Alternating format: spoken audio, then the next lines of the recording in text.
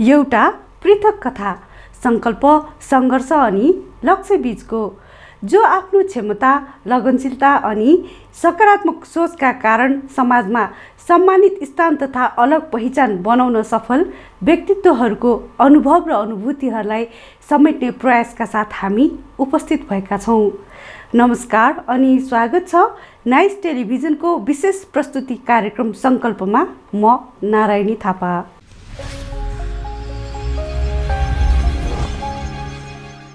सगरमाथा विश्व मानचित्रमा विवाद रहित नेपालीको शिर अनि गौरवगाथा बोकेर उभिएको त छ नै, अझ नेपालको पर्यटन व्यवसायको मुख्य केन्द्रबिन्दु नै रहेको छ। तर कस्तुरीले आफ्नो नाभिको सुगन्ध पहिचान गर्न नसके जस्तै हामी आम नेपालीहरूले अझै सगरमाथाको महत्त्व र अस्तित्व पहिचान गर्न नसकेको हो कि चाहिँ भान हुन्छ। तर केही व्यक्तित्वहरूले भने आफ्नो सम्पूर्ण जीवन नै सगरमाथा र नेपाली हिमालको संरक्षण र प्रवर्धनमा जीवन व्यतीत गरेका छन्। तिनै मध्येकी एक हुन् पर्यटन मन्त्रालय अन्तर्गत पर्वतीय प्रशिक्षण प्रतिष्ठानकी कार्यकारी अध्यक्ष लाक्पा फुटी शेर्पा।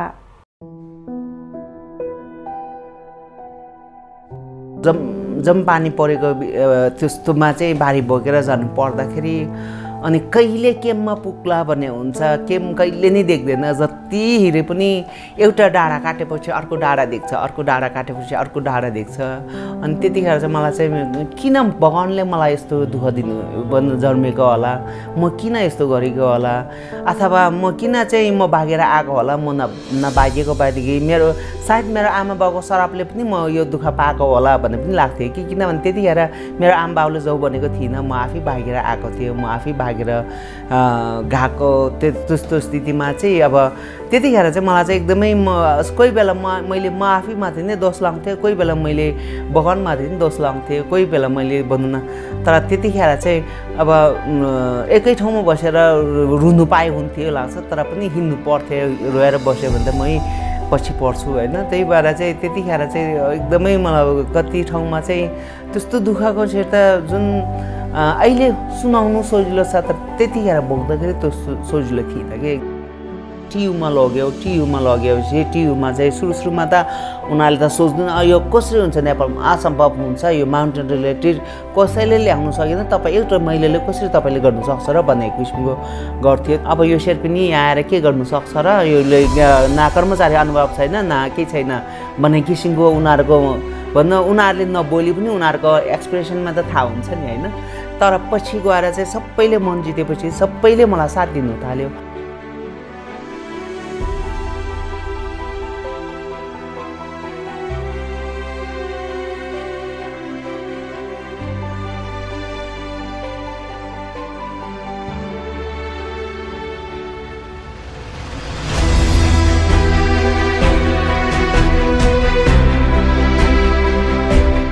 पर्यटन क्षेत्रमा निकै ठुलो योगदान दिएकी उनी औपचारिक शिक्षा लिने अवसरबाट वञ्चित रहे तापनि उनी आफ्नो क्षमता, निरन्तरको सङ्घर्ष, आफ्नो बुद्धि र विवेकका कारण नै आज सरकारी स्तरको उच्च ओहदामा पुग्नुका साथै आफ्नो कर्मका कारण राष्ट्रिय तथा अन्तर्राष्ट्रिय जगतमा आफ्नो पृथक पहिचान बनाउन सफल भइन्।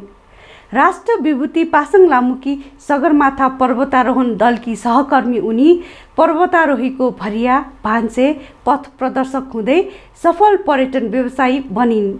उनले हिमाली क्षेत्रमा बिताएका अविस्मरणीय क्षणहरूलाई समेटेर हिमालमा 40 वर्ष र हिमालकी छोरी नामक 2 पुस्तक पनि प्रकाशित गरेकी छिन्। पर्यटन क्षेत्रमा निकै ठुलो योगदान दिएकी उनी आफ्नो शेर्पा समुदायकी मात्र नभई सिङ्गो राष्ट्रकी शान हुन्। आज हामी उनको सङ्कल्प, सङ्घर्ष र लक्ष्य बीचको चुनौतीपूर्ण भोगाइहरूलाई समेट्ने प्रयास गर्नेछौँ। शिक्षाले मात्र होइन, इच्छाले मान्छेलाई महान बनाउँदछ। यिनै भनाइहरू साक्षात्कार हुन्छ लाक्पा फुटी शेर्पामा।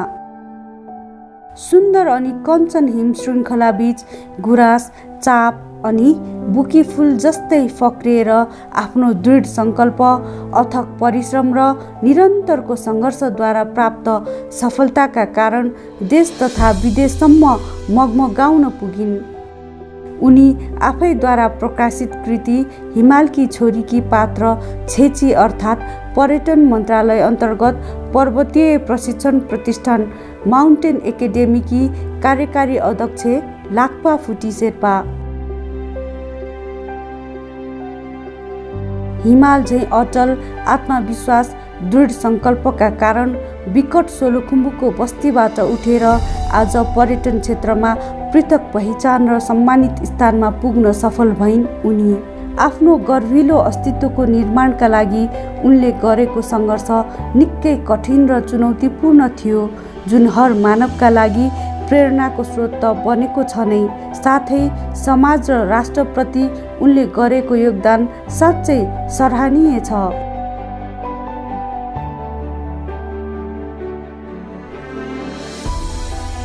बुबा फुरी ग्याल्जिन शेर्पा र आमा दाबा लामु शेर्पाकी 7 सन्तान मध्येकी जेठी सन्तानको रूपमा सन् 1964 सुन्दर जिल्ला सोलुखुम्बुको पासाङ लामु गाउँपालिकाको मुस्से गाउँमा उनको जन्म भएको थियो। प्रशस्त खेतीपाती अनि बुवा आमाको मेहनतकै कारण ठुलो परिवार भए तापनि खान लाउन दुःख थिएन। स्वर्गभन्दा सुन्दर परिवेशमा चौरीगोठ, हिमाल मुनिका विशाल फाँटहरू अनि कञ्चन हिम नदी तालहरूसँगै लुटपुटिँदै अनि धुम्म लाग्ने कुहिरोसँग लुकामारी खेल्दै उनको बाल्य अवस्था बित्यो। साँच्चै ती दिनहरूले आज पनि सम्झनामा उनलाई पछ्याइरहन्छ। विश्वका अधिकांश मुलुकहरू पितृसत्तात्मक छन्, जसका कारण लैङ्गिक विभेदको भयावह स्थिति अझै पनि विद्यमान छ नै। त्यसमा नेपाल जस्तो अल्प विकसित देश अछुतो नरहने त कुरै भएन। छोरा र छोरीमा विभेद त नेपाली संस्कार र संस्कृति नै हो, त्यसमा बाबा आमाको के दोष। त्यसैको उपज लाक्पा फुटीले पनि आफ्ना दाजुभाइ सरह स्कुल जान पाइनन्, तर हुने बिरुवाको चिल्लो पात भने झै मुस्किलले 2 महिना स्कुल गएकी उनी उनको पर्यटन क्षेत्रमा कठिन सङ्घर्ष, लामो अनुभव तथा सफलताले नै उनलाई अन्ततः नेपालको सरकारी स्तरको उच्च ओहदासम्म पुग्न योग्य बनायो। हाम्रोमा चाहिँ छोराहरू मात्रै स्कुल पठाउने, छोरीहरू नपठाउने भन्ने चलन थियो। त्यसले गर्दाखेरि अब म पनि त्यो भिक्टिम मध्येमा त्यो एकजना पऱ्यो होइन।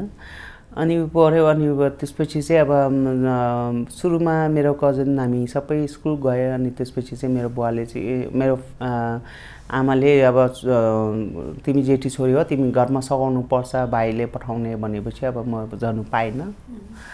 तर पनि अब why is the willing that is the way भन्ने चाहिँ म बन्द भागेर भए पनि जान्थ्यो। अब केही पढ्नै पर्छ मलाई चाहिँ, किनभने अब विदेशीहरू सुखिला मुखिला गाउँमा आउने, तर हामी चाहिँ एकदमै अब आफ्नै कपडाको कलर पनि नदेख्ने, हात खुट्टाको कलर पनि राम्रो नदेख्ने त्यस्तो स्थितिमा होइन। के अब बारीमा बसेपछि त अब गाउँमा त्यस्तै हुन्छ नि। अनि त्यो हुने अनि विदेशीहरू चाहिँ सुकिलो मुखिला देख्दाखेरि चाहिँ मलाई जहिले पनि अब कसरी हुन्छ, म यो गाउँबाट बाहिर जान्छु, केही बुझ्छु केही भन्ने किसिमले चाहिँ म अनि सुरुमा चाहिँ अब स्कुलमा गएँ। स्कुलमा पनि अब सुरुमा चाहिँ गएँ, तर पछि चाहिँ अब आमा बाउले नपठाउने भएपछि अनि भागेर गएको थिएँ। डोको जङ्गलमा गप्टाएर राखेर स्कुल पुग्थ्यो। अनि त्यहाँबाट स्कुल पुगेर जो तास अब आलु जितेर खाने, मकै जितेर खाने गरेर गर्थ्यो।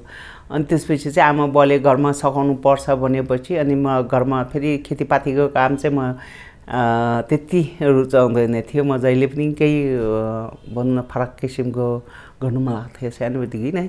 मैले औपचारिक शिक्षा लिनु पाएको छैन।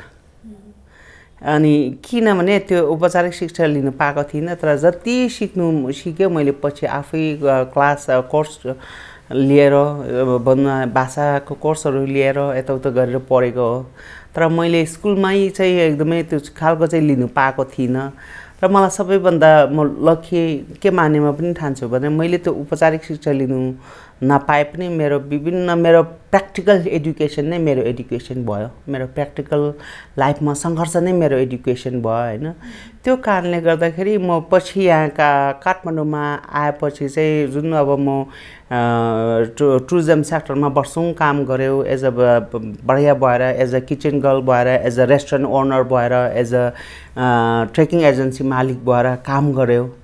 त्यो कामले गर्दाखेरि पछि मलाई चाहिँ जुन म ट्रेकिङ एजेन्ट्स एसोसिएसनमा चाहिँ म as a executive director executive member हुँदाखेरि मलाई एउटा जुन हल्यान्डबाट हल्यान्ड गभर्मेन्ट र हल्यान्डको के भन्छ युनिभर्सिटीबाट एउटा अफर आएको थियो नेपालको लागि। त्यो खालको अफर चाहिँ त्यसपछि पनि आएको थिएन, त्योभन्दा अगाडि पनि आएको थिएन।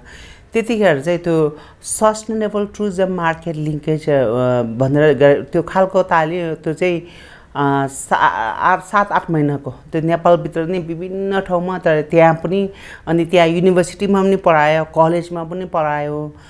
त्यो लिनुको लागि चाहिँ खासमा चाहिँ ब्याचलर मास्टर्ससम्म हुनुपर्ने थियो कि।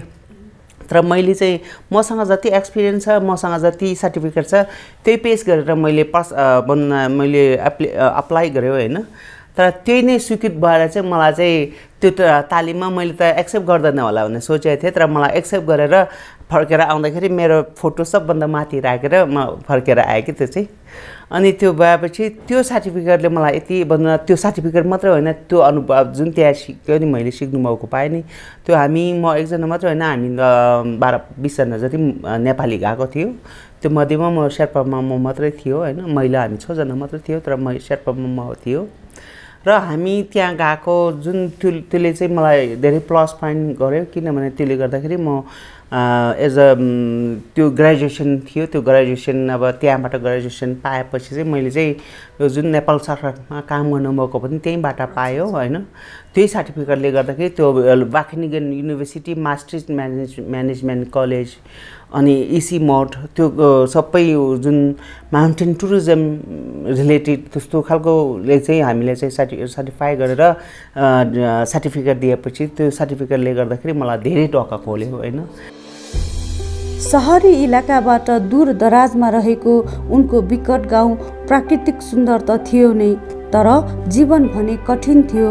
उनी जब किशोर अवस्थामा पुगिन् तब सोलुखुम्बुमा आउने पर्यटकहरूको आवरण रहन सहनले उनको कलिलो मनलाई आकर्षित गर्न थाल्यो। उनीहरू र आफू अनि आफ्नो परिवेश बीचको असमानताको भिन्नतालाई उनले महसुस गर्न थालिन्।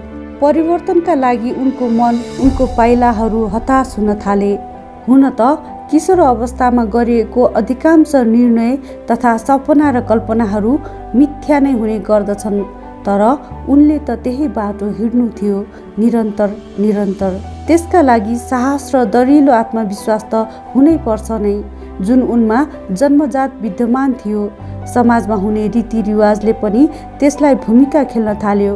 भर्खर 13 वर्षको कलिलो उमेरमा घरमा बिहेको कुरा चल्न थालेपछि अन्ततः उनले घर छोड्ने निधो गरिन् र 6-7 दिनसम्मको हिँडाइपछि काठमाडौँसम्मको यात्रापछि उनको अर्को यात्रा सुरु भयो, पर्यटकको भरियाको रूपमा। त्यो यात्रा नै उनको जीवनको सफलताको पहिलो खुड्किलो थियो।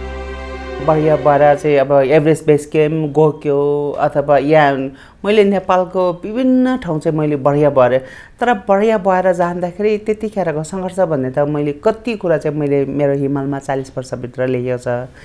कति ठाउँमा चाहिँ जस्तो अब मैले एकचोटि चाहिँ जिरीबाट चाहिँ एभरेस्ट बेस क्याम्पसम्म बारी बोकेर डबल बारी बोकेर गएँ कि। डबल बारी बोक्दाखेरि डबल तलब पाउने भयो नि। अनि त्यो बोकेर जाँदाखेरि बाटोमा यस्तो भनौँ न जुगाले टोकेर यति जुगै जुगा लागेर, जुन अब गाउँ हो कि जुगा हो नचिन्ने कि यति जुगा। अनि त्यस्तो स्थिति थियो। अनि कपडाहरू यस्तो लुत्रुक्कै भिजेर राति सुत्दाखेरि त्यही कपडा चाहिँ ओछ्यान मुनि राखेर अनि दिउँसो उठ्दाखेरि अब त्यही कपडा लाएर जानु पर्थ्यो। अनि दिनमा 6-7 घन्टा हिँड्नु पर्थ्यो त्यो डबल बारी। अनि फेरि खानेकुरा आफैले बोक्नु पर्थ्यो, लाउने कुरा आफैले बोक्नु पर्थ्यो। खानेकुराहरू चाहिँ अब जस्तो सबैले बागबाट लाएर बोक्थ्यो, अनि भरे चाहिँ सबै उठाएर सँगै अब ढिँडो पकाएर खाने त्यस्तो गर्थ्यो होइन। तर कोही बेला त यति थकित हुन्थ्यो, यति गाह्रो हुन्थ्यो हिँड्दाखेरि होइन। हिँड्दाखेरि त अब कति ठाउँमा त एक्लै अब फेरि मेरो खुट्टा सानो मर्किएको खुट्टा दुख्थ्यो। खुट्टा दुख्दाखेरि नै म एकदमै फेरि कोही बेला चाहिँ म आफैले म माथि नै अन्याय गरेको जस्तो फिल हुन्थ्यो कि मैले माथि अन्याय गरिरहेको छु, म यति शास्ति बोकेर पनि म जान्दै गरेको छु भनेर लाग्थ्यो। अनि कोही बेला चाहिँ होइन यही नै मेरो भविष्य, मैले केही गर्नुको लागि चाहिँ मैले केही शास्ति भोग्नै पर्छ भन्ने लाग्थ्यो कि। कलिलो उमेरमा जुन उद्देश्य लिएर उनी यात्रामा निस्किन् तब चुनौतीका अनेक श्रृङ्खलाहरू त बल्ल सुरु हुँदै थियो। त्यसमा पनि एउटी नारीले घर छोडेर हिँडिसकेको अवस्थामा अन्य समस्या त छँदैछ। अर्को भयानक चुनौती भनेकै सायद महिला हिंसा नै होला। तर उनलाई त जसरी पनि जित्नु थियो। अनेक जङ्गारहरू तर्दै आफ्नो महत्त्वाकांक्षाको चुचुरोमा पुग्नु थियो। संसारलाई जित्न हिँडेकी उनी उनका पाइलाहरूले अनेक पहाड छिचोल्यो। कहिले हिमालको टाकुरामा पुग्यो त कहिले बेसी झर्यो। बस निरन्तर हिँडिरह्यो। त्यसैले त उनी हिमालकी छोरी। निर्भीक निडरपन त उनको रगतमा नै थियो। हिजोको तिनै सुख र सङ्घर्षहरूको प्रतिफल आजको सफलताको उपज थियो। कस्तो भने त्यो हिमालमा जुन मेरा पिक गएर मेरा हाम्फल लाप्चा क्रस गरेर फर्केको थियो, त्यतिखेर एकदमै अब मेरो भनौँ न बारी झुन्डाएर पठाइदिएको थियो कि मसँग, जुन मेरो रोपमा हुन्छ नि बारी झुन्डाएर पठाएको हुन्थ्यो होइन। अनि त्यो बारी पनि आफूले जोगाउनु पर्ने, आफू पनि जोगिनु पर्ने। अनि त्यस्तो बेलामा अनि अर्को कुरा चाहिँ आफ्नो शरीर अब एकचोटि अब मैले अब यो कति भन्नु मिल्छ अब कति ठाउँमा त अब मेरो आफ्नै शरीर जोगाउनुको लागि मैले कति सङ्घर्ष गर्नु परेको थियो होइन। तर अब त्यो भने चाहिँ फेरि अब कति ठाउँमा त भनौँ न रुनु फुर्सद पनि हुँदैन थियो कि। एकचोटि म अन्नपूर्ण गएको थियो, ट्रेकिङ गयो होइन, त्यो बारी बोकेर गयो। भरे जुन बाटोमा सर्प देख्यो कि, दुईवटा बाटो छुट्टिने ठाउँमा चाहिँ सर्प देख्यो। अनि सर्प चाहिँ माथिल्लो बाटोमा थियो, अर्को बाटो चाहिँ अलिक थियो। त्यो अर्को बाटोमा गएको म त बाटो बुलेर कहाँ पुगेर अनि त्यहाँबाट मेरो क्याम्पको मान्छेले नि म हरायो भनेर अब मैले फेरि कुहिराहरूको ब्याग बोकेको छ, कुहिराहरूलाई सामान चाहिरहेको छ, तर म आफै चाहिँ बाटो बुलेर जङ्गलमा के। अनि भरै फर्केर बत्ती बाले र खोज्न आयो, उनीहरू मलाई खोज्न आयो। अनि म पनि फर्केर आएर जहाँ चाहिँ मैले सर्प देख्यो त्यहीसम्म फर्केर आएपछि पो अनि त्यहाँबाट पो माथि मलाई खोज्न आएको मान्छे भेटेर अनि त्यहाँबाट क्याम्पमा पुग्यो। अनि क्याम्पमा पुग्दाखेरि चाहिँ मलाई चाहिँ एकदमै डर चाहिँ के लागेको थियो भने मैले कुहिरेको सामान बोकेको छ, अब मलाई गाली गर्छ होला, मलाई के गर्छ होला भनेर मलाई एकदमै डर लागेको थियो कि। तर गाली चाहिँ गरिनँ थियो किनभने म भन्नु म आफै तर एक्लो त्यो जङ्गलमा चाहिँ अब खेतमा हिँडेको छ, गरी जङ्गलमा हिँडेको छ तर ठाउँ नपाएपछि त्यस्तो त्यतिखेरको एकदमै नबिर्सिने। अनि अर्को कुरा चाहिँ जुन अब त्यो पानी परेको जम पानी परेको त्यस्तोमा चाहिँ बारी बोकेर जानु पर्दाखेरि अनि कहिले केममा पुग्ला भन्ने हुन्छ। केम कहिले नै देख्दैन, जति हिँडे पनि एउटा डाँडा काटेपछि अर्को डाँडा देख्छ, अर्को डाँडा काटेपछि अर्को डाँडा देख्छ। अनि त्यतिखेर चाहिँ मलाई चाहिँ किन भगवानले मलाई यस्तो दुःख दिनु जन्मेको होला, म किन यस्तो गरेको होला, अथवा म किन चाहिँ म भागेर आएको होला। म नभागेको भएदेखि सायद मेरो आमा बाउको श्रापले पनि म यो दुःख पाएको होला भन्ने पनि लाग्थ्यो कि। किनभने त्यतिखेर मेरो आमा बाउले जाऊ भनेको थिइनँ, म आफै भागेर आएको थिएँ, म आफै भागेर गएको त्यस्तो स्थितिमा चाहिँ अब त्यतिखेर चाहिँ मलाई चाहिँ एकदमै कोही बेला मैले म आफै माथि नै दोष लाउँथेँ, कोही बेला मैले भगवानमाथि नै दोष लाउँथेँ, कोही बेला मैले भनौँ न। तर त्यतिखेर चाहिँ अब एकै ठाउँमा बसेर रुनु पाए हुन्थ्यो लाग्छ, तर पनि हिँड्नु पर्थ्यो। रोएर बस्यो भने त मै पछि पर्छु होइन। त्यही भएर चाहिँ त्यतिखेर चाहिँ एकदमै मलाई कति ठाउँमा चाहिँ त्यस्तो दुःखको छेड त जुन अहिले सुनाउनु सजिलो छ तर त्यतिखेर भोग्दाखेरि त्यो सजिलो थिएन कि। अनि अब ट्रेकिङमा जाँदाखेरि अब कति ठाउँमा त एउटा जुन राक्षस र मानिस पनि त्यही भेट्छ, भगवान र मानिस पनि त्यही भेट्छ होइन। तर अब राक्षस र मानिससँग चाहिँ लड्नुको लागि भगवान सरको मानिसको सहारा लिएर चाहिँ लड्नु पर्थ्यो। रातमा सुत्दाखेरि अब हामी मान्छे त शत्रुसँगै बोकेको जात हो। एकचोटि म थरङ पास गरेर आएको थियो होइन, अनि मलाई 2-3 दिन अगाडिदेखि नै त्यो हाम्रो कुकले चाहिँ अलिकति हेर्ने नजर मैलोप्रति हेर्ने नजर फरक किसिमको हेरेको मैले फिल गरेको थिएँ कि। अनि म त अब एकदमै थाकेको हुन्छु, थाकेको बेलामा अब आक्रमण गऱ्यो भने थाहै हुँदैन होइन। त्यही भएर चाहिँ अनि म चाहिँ अब उनीहरू सबै अब कामतिर अब उनीहरू पनि थाकेर आएर उनीहरू रेस्टुरेन्टतिर कता गयो, अनि मैले चाहिँ भाँडाकुँडा वरिपरि बेल्ने चक्कीदेखि ल्याएर भाँडाकुँडा बज्ने कुराहरू सबै वरिपरि राखेर म सुतेको थियो। अनि राति चाहिँ त्यो 12 बजीतिर त्यो हाम्रो कुक चाहिँ मेरो छेउमा आइरहेछ कि, अनि मैले ठ्याक्कै त्यो बेल्ने चक्की टक्क टिपेर ठङ्ग हानेको, उहाँको त यहाँ यत्रो टुटुल्को उठेर चाहिँ कि। अनि त्यहाँबाट पखरासम्म मसँग बोल्दै बोलिन। अनि त्यहाँबाट चाहिँ अनि मेरो त्यो टिमको गाइडले चाहिँ यो लाग्ने चाहिँ जुनसुकै ठाउँमा पठाए पनि उसले चाहिँ मान्छेले आक्रमण गर्छ भने डर चाहिँ नबोके पनि हुन्छ भनेर पछि मेरो आमा बाउलाई पनि सुनाइदिए अरे चाहिँ। मानिसका उद्देश्य र महत्त्वाकांक्षा कहिल्यै नटुङ्गिने यात्रा हुन् जसले मानिसलाई एकपछि अर्को लक्ष्यतिर डोराइरहन्छ। उनको पनि पर्यटकको भरिया भान्से हुँदै उनको यात्रा युरोपतिर मोडियो। विश्वको जुनसुकै मुलुकमा पुगे पनि उनी आफ्नो देश आफ्नो परिवारबाट टाढा भने हुन सकिनन्। युरोपतिरको बसाइमा पनि उनले नेपालमा पर्यटन व्यवसाय र सामाजिक क्षेत्रमा आफूलाई सक्रिय पारिरहिन्। युरोपको भव्य आलिशान जीवन उनलाई सधैँ फिक्का लागिरह्यो। विकट गाउँ सोलुखुम्बुबाट काठमाडौँ अनि युरोपको यात्रासम्म पुग्दा पनि उनलाई सबैभन्दा प्यारो सोलुखुम्बुको गाउँ अनि त्यहीको सेरोफेरो प्रिय लाग्थ्यो। हो, पक्कै त्यो विकट बस्तीहरूमा जीवन कठिन थियो, जीवनका आधारभूत आवश्यकताहरू पनि पुरा गर्न हम्मै थियो, तर विकासका सम्भावनाहरू प्रचुर थिए। हामी प्राकृतिक स्रोतमा अथाह धनी रहेछौँ भन्ने कुरा उनले युरोपको बसाइमा महसुस गरिन् र अन्ततः अनगिन्ती कार्य अनुभव र योजनाहरू बोकेर युरोप बसाइलाई नै बिट मारेर नेपाल फर्किन्। आफ्ना मान्छेको होमसिक हुन्थ्यो, तर त्यो देश राम्रो छ। स्विट्जरल्यान्ड भन्ने चाहिँ वर्ल्डको सबभन्दा क्लिन सबभन्दा राम्रो देश, तर मलाई चाहिँ स्विट्जरल्यान्ड एउटा राम्रो देश लाग्थ्यो, तर सबभन्दा राम्रो देश चाहिँ मेरै नेपाल लाग्थ्यो। त्यतिखेर त त्यस्तो नेपालीहरू पनि कोही पनि भेट्दैन थियो। म 1986-87तिर 85-86तिर होइन।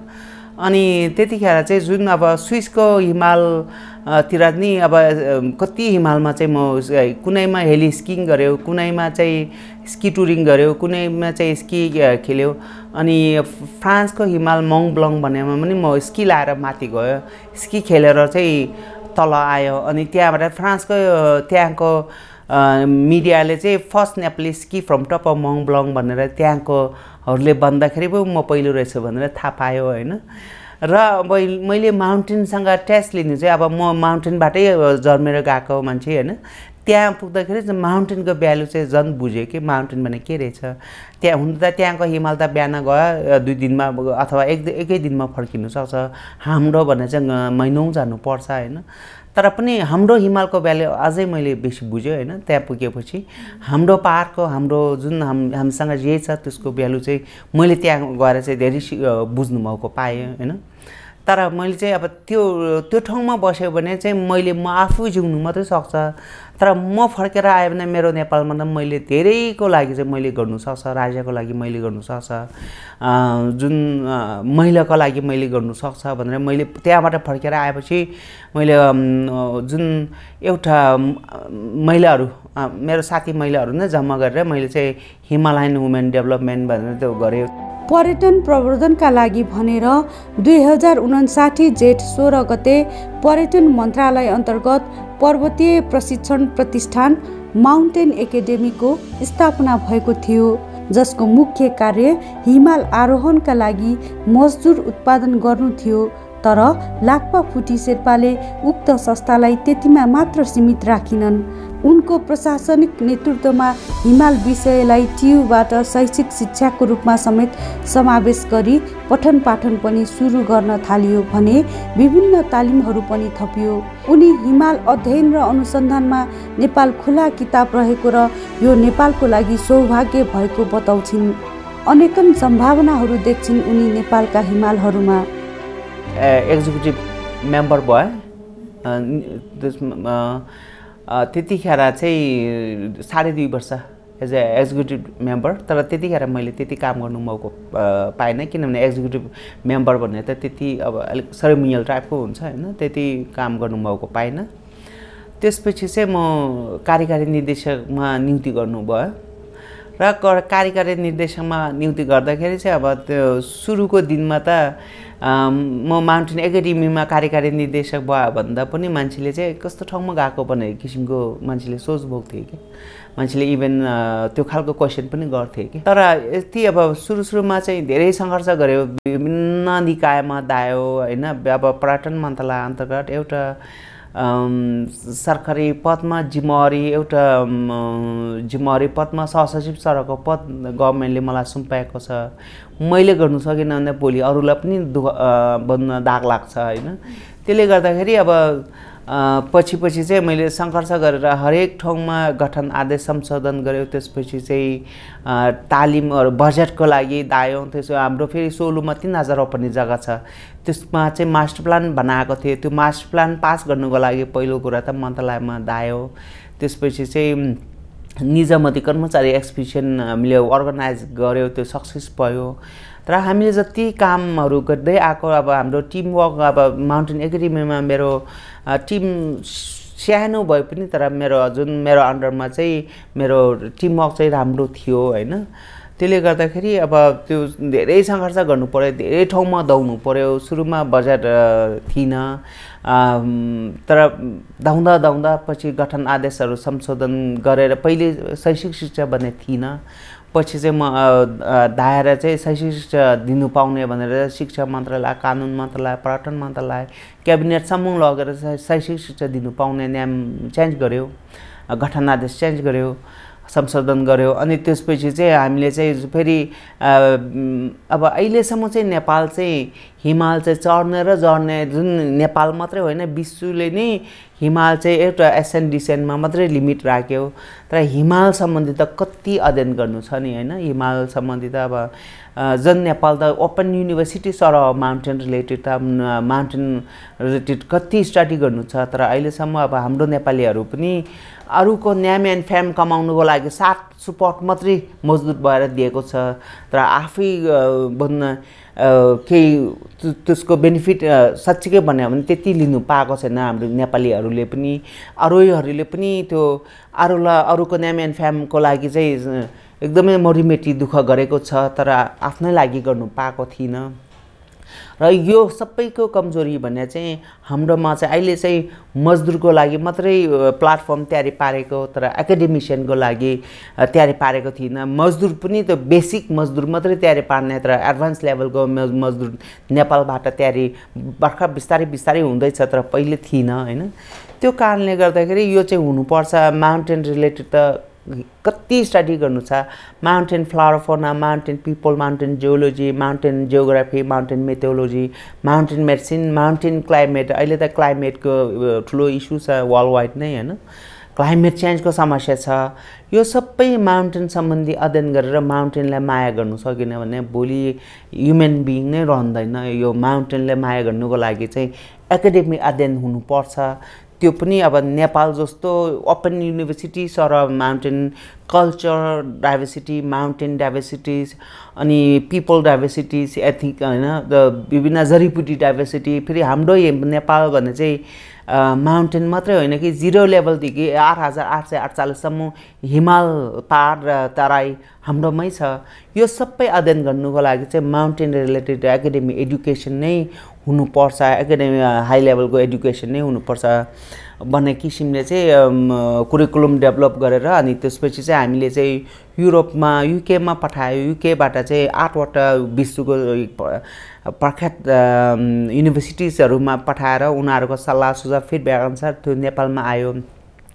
त्यो आएपछि फेरि त्यो हामीले चाहिँ टियुमा लग्यौँ। टियुमा लगेपछि टियुमा चाहिँ सुरुमा त उनीहरूले त सोच्दैन यो कसरी हुन्छ नेपालमा, असम्भव हुन्छ, यो माउन्टेन रिलेटेड कसैले ल्याउनु सकेन, तपाईँ एउटा महिलाले कसरी तपाईँले गर्नु सक्छ र भन्ने किसिमको गर्थ्यो। तर पनि त्यहाँतिर फेरि सही काम हो, योलाई सही सहयोग गर्नुपर्छ भने पनि केही मानिस चाहिँ भित्र भेट्यो होइन। र मेरो टिम प्लस त्यो अनि प्लस मन्त्रालयमा मैले बिस्तारै गरेर सबैको मन जित्नु सक्यो। सुरुमा चाहिँ अब यो शेर्पिनी आएर के गर्नु सक्छ र, योले न कर्मचारी अनुभव छैन न केही छैन भन्ने किसिमको उनीहरूको भन्दा उनीहरूले नबोली पनि उनीहरूको एक्सप्रेसनमा त थाहा हुन्छ नि होइन। तर पछि गएर चाहिँ सबैले मन जितेपछि सबैले मलाई साथ दिनु थाल्यो। हरेक निकायमा सही मान्छे पनि त्यही भेट्छ, गलत मान्छे पनि त्यही भेट्छ, तर सहीको साथले नै गलतले पन्छाउने गरेर अगाडि साट्ने हो र मैले त्यही गरेँ। र त्यो चाहिँ अनि ब्याचलर इन माउन्टेनिङ हामीले त्योभन्दा अगाडि चाहिँ हामीले फेरि त्योभन्दा अगाडि चाहिँ स्की नेपालमा चाहिँ इन्डियामा स्की डेभलप भइसक्यो, चाइनामा डेभलप भइसक्यो, नेपालमा हुनुपर्छ भनेर स्की तालिम सुरु गऱ्यो। त्यसपछि चाहिँ अहिले कन्टिन्युली भइरहेको छ। स्की सम्बन्धी हामीले डेभलप गरिरहेको छ। अहिले नेपाल सरकारले पनि स्कीको जिम्मेवारी चाहिँ हामी माउन्टेन एकाडेमीले नै बेसी दिएको छ। यही भिजिट 2020को लागि पनि बजेट हाम्रै माउन्टेन एकाडेमीलाई छुट्याइदिएको छ यो स्कीको विषयमा चाहिँ। अनि त्यसपछि हामीले जुन त्योभन्दा अगाडि 7 वर्षदेखि चाहिँ फेरि हामीले चाहिँ यो म एउटा महिला सम्बन्धित निकायमा बसेपछि मैले महिलाको लागि केही गर्नुपर्छ भने मेरो जहिले पनि मेरो दिमागमा आउँथ्यो। अनि महिलाहरूको लागि चाहिँ ट्रेकिङ गाइड तालिम, महिलाहरूको लागि जुन अब अहिलेसम्म तालिमहरू चाहिँ प्रायः जस्तो थ्योरिटिकल तालिम पावर पोइन्ट प्रेजेन्टेसनमै सीमित हुन्छ। अनि त्यो कारणले गर्दाखेरि हामीले चाहिँ महिलाहरूको तालिम सुरु गर्नुपर्छ भनेर महिलाहरूको तालिमको महिलाहरू मात्र होइन ट्रेकिङ गाइडको तालिम को लागि सिलेबस अब प्र्याक्टिकल र थ्योरिटिकल गरेर दुइटै सिलेबस डेभलप गरेर अनि त्यहाँबाट चाहिँ हामीले महिलाहरूलाई तालिम दियो। र महिला अहिले त लगभग 300 भन्दा बेसी महिला हामीले उत्पादन गरिसक्यो। यहीँबाट नै हाम्रैबाट अहिले सबै जब गरिरहेको छ। अनि अहिले कतिजनाले एभरेस्ट समिट पनि गर्यो, अहिले त कतिजनाले न्यामेन फ्याम पनि कमायो होइन। मेरो पलमा चाहिँ मैले चाहिँ ब्याचलर इन माउन्टेनियरिङ अनि अहिले मास्टर्स इन एडभेन्चर टुरिज्ममा चाँडै आउँदैछ। त्यो हामीले कन्सेप्ट डेभलप गरेर त्यो चाहिँ फेरि अहिलेसम्म विश्वमै पहिलोचोटि हो यो bachelor in mountaineering masters in adventure tourism भन्ने चाहिँ हाम्रो खालको कुरिकुलम, हाम्रो खालको प्रोग्राम भन्ने चाहिँ विश्वमै पहिलोचोटि। यो चाहिँ सुरुमा स्विसले ल्याउनु खोजेको रहेछ, स्विसले पनि सक्सेस हुनु सकेको छैन। इन्डियाले ल्याउनु खोजिरहेछ, त्यसले इन्डियाले पनि सक्सेस हुनु सकेको छैन। पाकिस्तानले आर्मी पुलिसहरूको लागि ल्याउनु खोजिरहेछ, उनीहरूले पनि सक्सेस गर्नु सकेको थिएन। र हामी नेपालीले ल्याउनु पाउँदाखेरि हामीले कति गौरव होइन। त्यो त राष्ट्रको प्रायोरिटीमा राख्नु। हामीलाई अझै जुन सम्बन्धित निकायमा चाहिँ अझै योभन्दा बेसी साथ दिएको भए हामीले धेरै काम गर्नु सक्थ्यो। काम गर्नुमा त्यहाँ यो माउन्टेन सम्बन्धी खेल्ने ठाउँ कति छ, अध्ययन गर्नुमा कति बनाउनु सकिन्छ भनौँ न। तर त्यो खालको साथ चाहिँ फेरि हरेक निकायबाट साथ पाउनुपर्छ।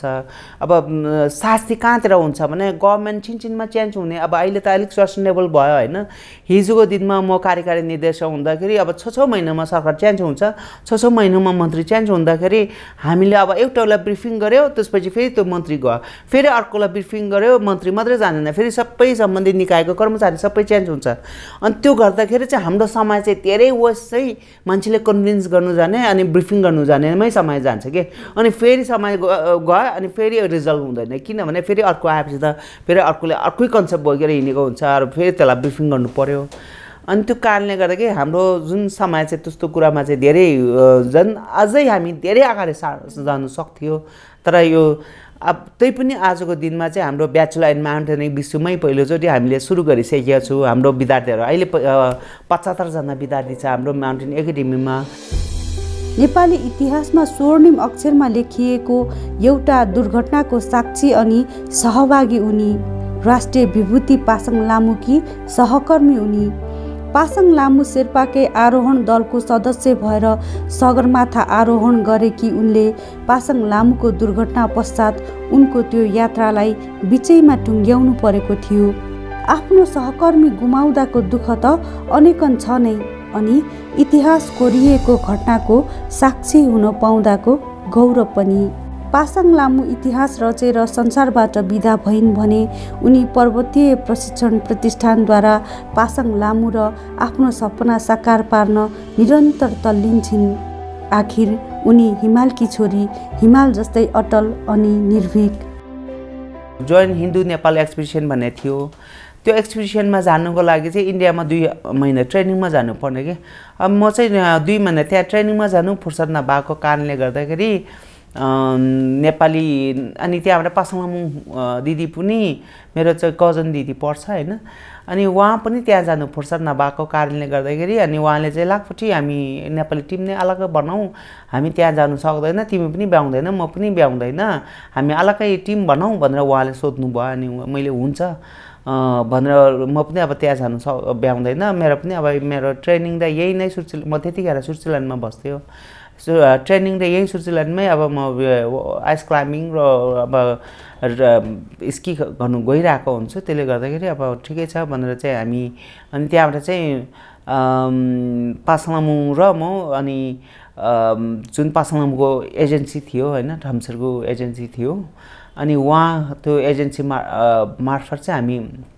एक्सपिडिसन अर्गनाइज गरेर स्पोन्सर चाहिँ यो सान मिगल त्यतिखेर सान मिगल बिहार तिनीहरूले स्पोन्सर गरेको थियो त्यो लगायत अनि विभिन्न अरूहरूले पनि हामीलाई माया गरेर साथ दिनुभएको थियो कसैले म्याट्रेस दिएको थियो कसैले आइसक्स दिएको थियो कसैले के दिएको थियो हैन त्यो गरेर चाहिँ एक्सपिडिसनमा त्यतिखेर चाहिँ अब एक्सपिडिसनमा गयो अनि हामी एक्सपिडिसनमा जाँदाखेरि अब भनौँ न त्यतिखेर त सबैले हामी माथि यति एक्सपेक्टेसन गरेको थियो कि अब पहिलो नेपाली वुमेन एक्सपिडिसन हैन अनि त्यहाँबाट हामी सुरुमा गोक्योतिर गोक्यो पिक चढ्नु गयो त्यहाँबाट चोला पास गऱ्यो चोला पास गरेर बेस क्याम्प गयो अनि बेस क्याम्प गएपछि चाहिँ अनि बेस क्याम्पबाट चाहिँ अब जुन पासाङलामुङ दिदीले चाहिँ हामी 2 टिम बनाऊ पहिलो जुन जान्छु दोस्रोमा मलाई जाऊ भनेर भन्नुभयो त्यो भनेपछि अब मेरो डिटेलमा चाहिँ मेरो हिमालमा 40 वर्षमा सबै लेखेको छ हैन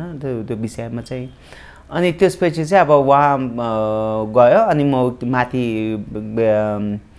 चढ्नु क्याम्प 3 सम्म पहिलोचोटि क्याम्प 3 7400 मिटरसम्म पुग्यो फर्केर फेरि बेस क्याम्प आयो अनि दोस्रो चोटि फेरि वहाँ माथि समेत वहाँ भन्न त्यहाँबाट दोस्रो चोटि फेरि म क्याम्प 3 सम्म गएर अनि त्यतिखेर चाहिँ वहाँ माथि समेततिर लागेको थियो म चाहिँ क्याम्प 3 गएर अनि त्यहाँबाट क्याम्प 4 को रेन्जसम्म गएर फेरि फर्केर आएर क्याम्प 2 मा आयो अनि क्याम्प 2 मा आएपछि उहाँले जुन माथिबाट उहाँसँग गएको शेर्पाले खबर आयो हैन त्यो शेर्पा आयो अनि शेर्पाले अनि सब्मिट गर्यो भनेर सोध्दाखेरि उहाँले चाहिँ हामी प्यामन्दुरबु भन्ने थियो अनि सब्मिट त गर्यो तर उहाँहरू माथि बस्नु भएको छ अक्सिजन लिएर जानुपर्छ भन्यो अनि त्यतिखेर तल न्युज दिने सबै मैले दिएको त्यतिखेर जुन माथिबाट जुन शेर्पाले जे भन्यो त्यो शेर्पाले भनेको अनुसार चाहिँ मैले खबर चाहिँ तल मैले दिएको हो अनि त्यतिखेर अब यहाँ काठमाडौँमा चाहिँ अब अहिले र त्यतिखेरमा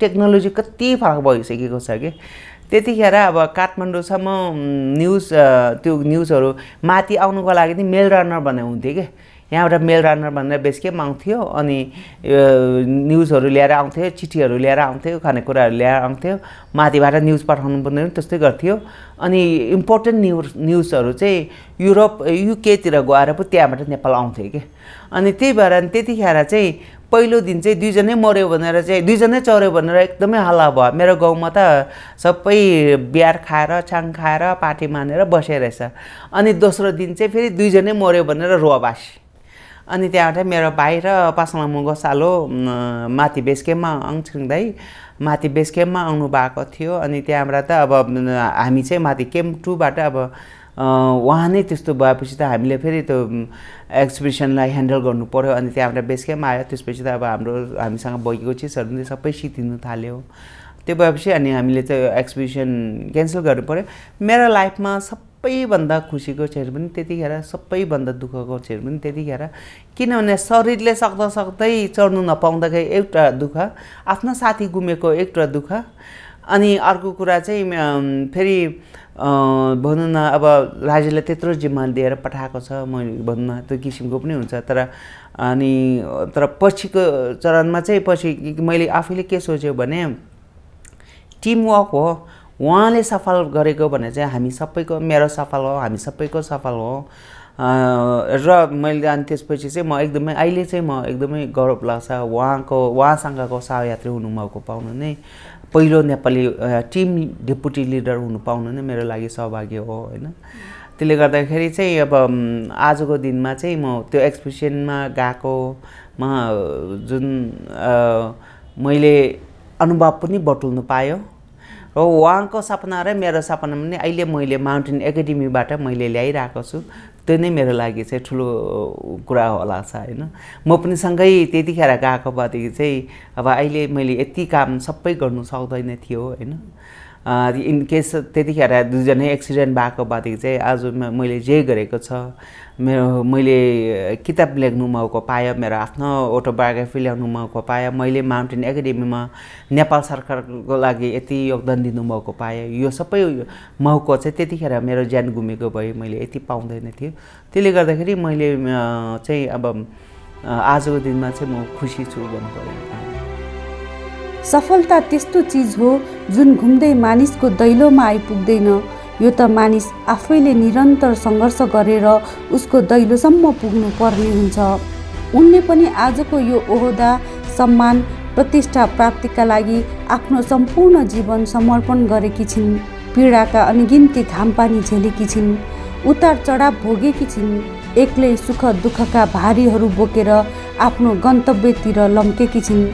पर्यटन मन्त्रालय अन्तर्गत पर्वतीय प्रशिक्षण प्रतिष्ठानकी कार्यकारी अध्यक्षको उच्च गरिमामय पदमा आसीन हुँदासम्मको यात्रामा लाक्पाफुटी शेर्पाले पर्यटकको भरिया, भान्से, पथ प्रदर्शक, होटल व्यवसायी हुँदै ट्राभल एन्ड टुरिज्म कम्पनीको सञ्चालकसम्मको भूमिका निर्वाह गरेकी छिन्।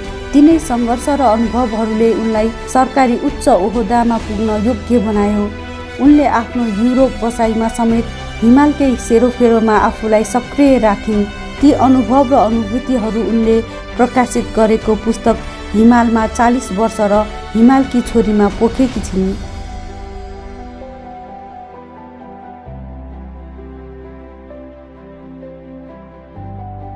नीलो आकाशलाई छुने अभिलाषा बोकेर गगनचुम्बी हिमालहरू जसरी चुलिएको देखिन्छ, त्यसरी नै उनको यात्राहरू अविरल रूपमा प्रगतिको उचाइतर्फ लम्किरहेछ। त्यसैले त आज उनको पृथक अनि सम्मानजनक पहिचान बनेको छ जगतमा।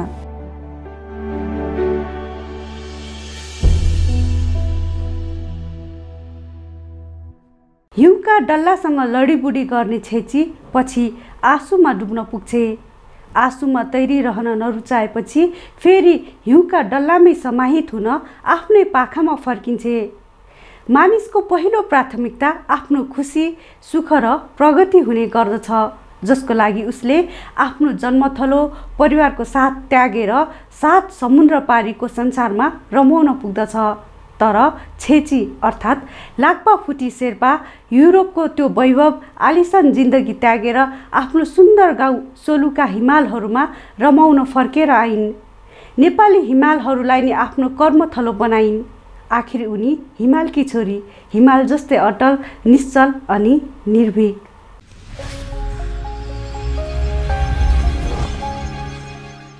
हवस् त आजलाई यति नै। अर्को हप्ता यस्तै एउटा पृथक कथा, सङ्कल्प, सङ्घर्ष अनि लक्ष्य बीचको, जो आफ्नो लागि मात्र नभई सम्पूर्ण जीवन र जगतका लागि प्रेरणादायी छ, तिनै कथाका पात्रसँगै उपस्थित हुने नै छौँ। तबसम्मका लागि बिदा दिनुहोस्। नमस्कार।